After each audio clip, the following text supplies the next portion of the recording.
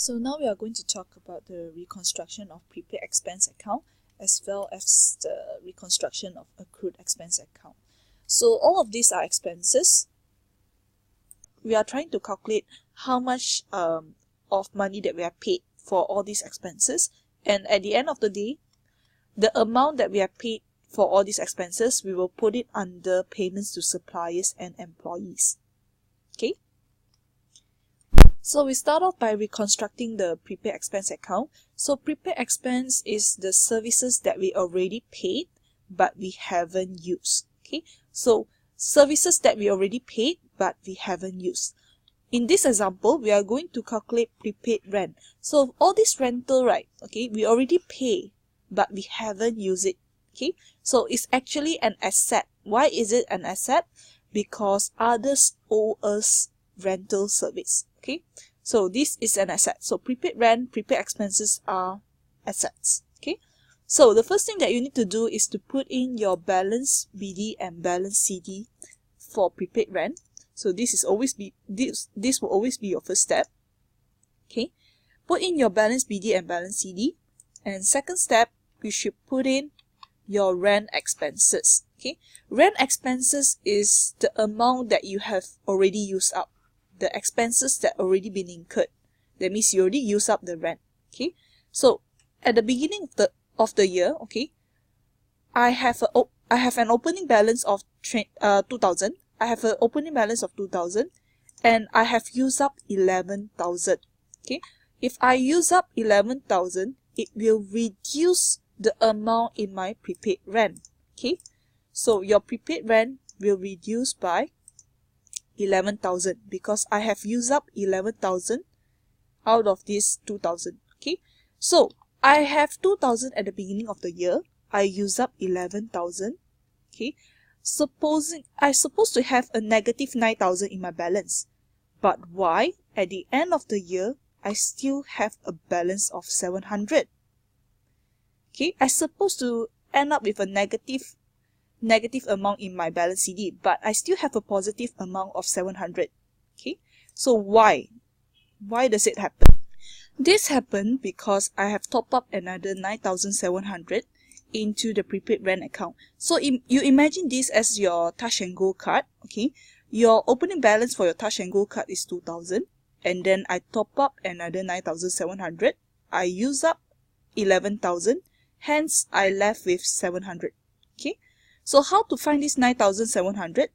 Okay, we don't have this information. We don't have this information at the beginning. We only have these three figures. You need to close all the accounts. You need to balance all the accounts. Okay, so the total on your credit side is 11,700. So on your debit side, you're supposed to have 11,700 as well. 11,700 minus 2,000, you will get 9,700. So this is how you find out the amount that you have paid for your prepaid rent. So credit cash at bank, debit prepaid rent. So this amount here is the amount that I have paid for my rental during that particular period. Okay, so in your cash flow statements, you need to state payments to suppliers and employees, 9,700. Okay, and you need to include all other suppliers as well. Yeah. Next will be your reconstruction of your accrued expense account. Okay, so we have the same piece of information, and you need to know what is accrued expenses. So accrued expenses means the amount I owe for the services that I have used. That means I have used the services, but I haven't paid. Okay, so it's a liability. Okay, because I use up the services, but I haven't paid. For example, accrued wages. That means I have used up the services provided from my employees. Okay, but I haven't paid them. So it's a sort of liability. Okay, so a liability has a liability has a credit balance. Okay, so how to reconstruct this account? First thing first, put in your balance BD and balance CD. Opening balance 4,000 on your credit side because this is a liability. Closing balance is on your debit side. Okay, closing balance is on your debit side, 4,000 and 1,000. Okay, the next thing you need to do is to include your wages expense. wages expense is the wages that you have already incurred. That means the amount that you have already used. Okay, and accrued wages is the amount that you have already used but haven't paid. Okay, so wages expense here, okay, is the amount that you have already used, and this will increase your accrued wages. Okay, this will increase your accrued wages. That means at the beginning of the year, I owe people 4,000, and then I owe them even more because I've used more. Okay, so 4,000 plus 21,000 is 25,000.